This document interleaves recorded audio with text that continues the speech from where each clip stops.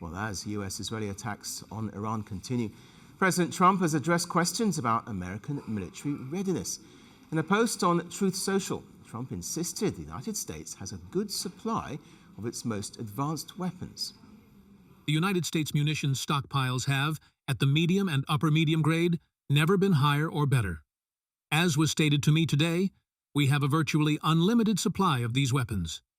Wars can be fought forever, and very successfully, using just these supplies, which are better than other countries' finest arms. At the highest end, we have a good supply, but are not where we want to be.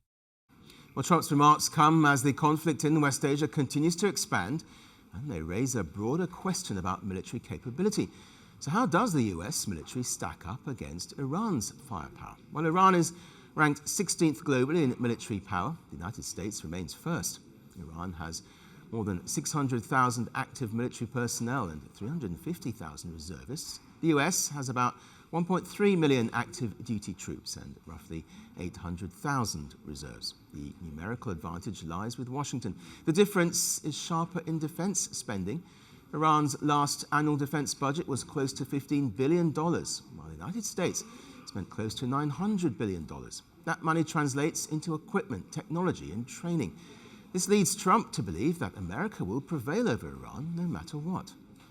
Our objectives are clear. First, we're destroying Iran's missile capabilities, and you see that happening on an hourly basis, and their capacity to produce brand new ones, and pretty good ones they make.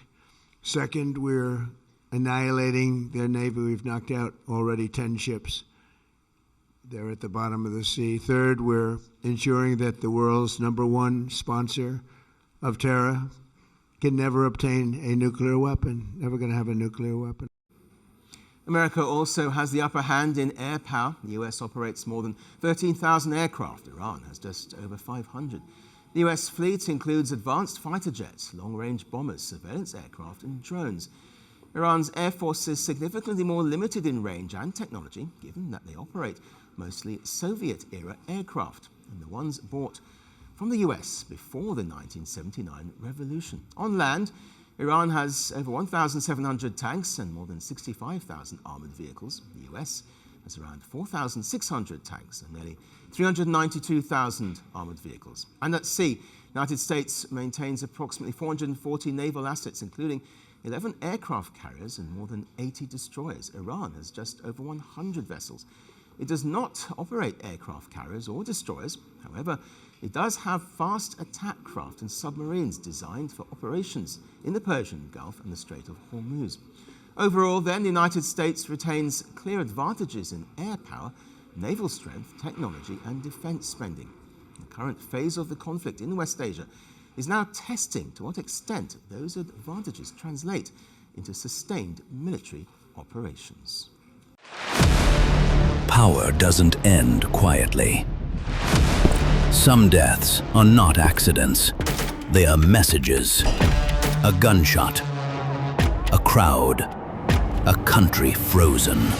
The killer disappears. The questions don't. This is not just about who died. It's about what followed. Governments fell. Armies moved. History rewrote itself. 5 leaders. 5 moments. One pattern. The assassination.